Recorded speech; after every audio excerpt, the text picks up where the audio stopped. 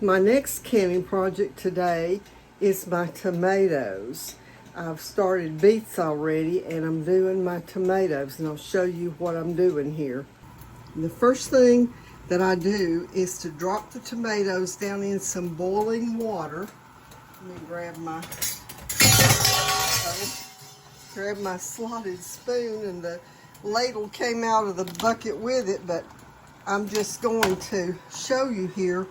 I just dropped them in before I started the video, but after just a couple of minutes, the skins will start to split, and that will tell me that it's time to take them out. And I believe that one, see, there it is. Yeah, you can see there, see how that one's started to crinkle up and the skin is split on it, so it's time to start taking them out. And I'm going to do a whole big pan like this and let them start to cool so that I can peel the peels off of them. Well, I've said before that when I'm canning that it looks like a bomb went off in my kitchen. I want you to look at that mess, but my beets are about ready to come out of the canner, or not out of the canner, out of this hot water. And then you can see my tomatoes are ready for me to take the peelings off of them, core them, and put them into the jars. I've also been peeling cucumbers like I've done in the past to put into quart jars with some salt water in them. So my tomatoes over here are cool enough to handle now. And so all I'm doing, you can see it's the skins will just pull right off. And so all I'm doing is coring them and leaving them whole, and they will go into the jars. Some of them are coming apart like this. You can see that has some sections, so that some of them are coming apart in the sections. But anyways, I will put them into the jars like that, and then I'll just keep pressing them down in the jar and put a teaspoon of salt in with them, and then I will process them in their own juices. So I will finish these up and bring you back to show you that process in a few minutes.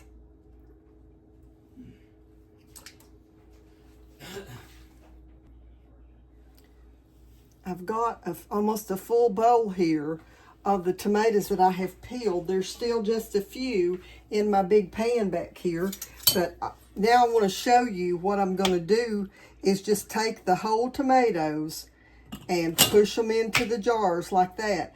And I'm going to pack these into the jars so that they really just mash up into their own juice. And a lot of juice is out in this pan, so I'll get some of that with it also. But there's a bad place on that one. But anyway, let me show you.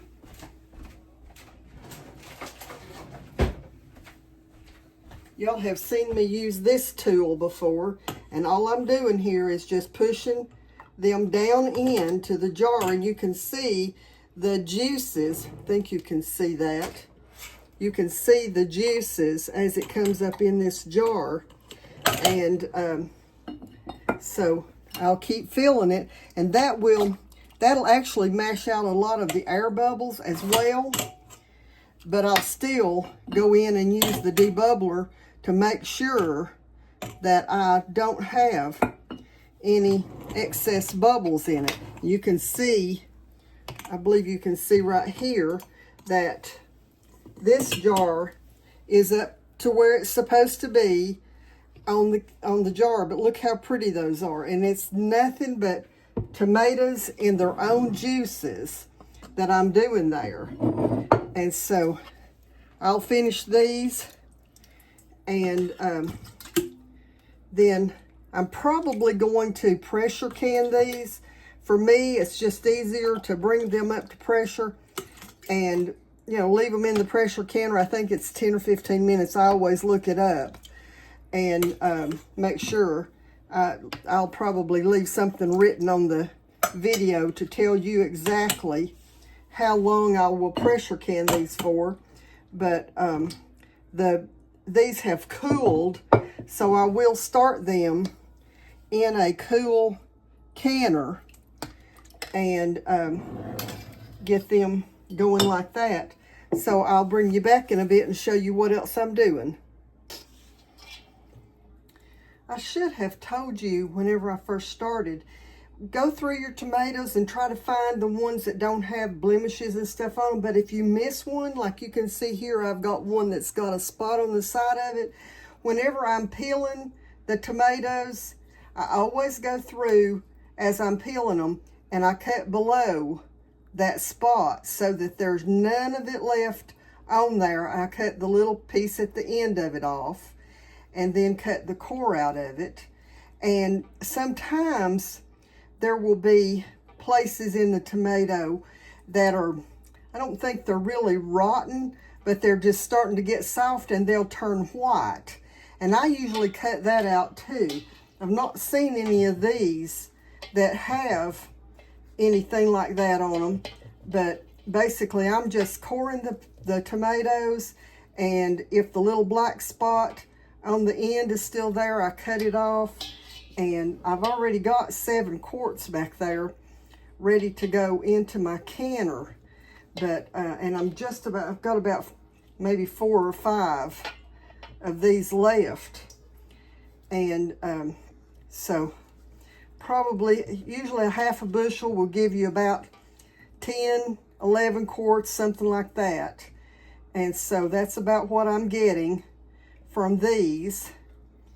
And so I'm going to have to do more than one run, but I'm probably going to do some of these in pints, because sometimes I like to just open a jar and, you know, just have them with some cottage cheese or something like that. And a quart's too much for me if I'm here by myself. So it'll be good for me to have, you know, 6 or 8 of these, of the pints on hand. Plus I can use them in some macaroni, or, you know, some recipe that I'm making that will be a good size for when it's just the 2 of us.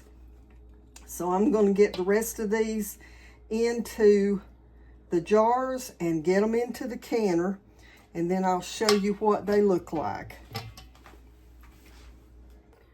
So I've ended up with 7 quarts and 4 pints, which is perfect for processing these. And so I'm just cleaning the rims. Usually whenever you use the canning funnel, you don't get a whole lot around it unless you've, this one I think I had to take some back out of, so I did get a little bit on it. Get me another paper towel and wet it and see if get the rest of these cleaned. And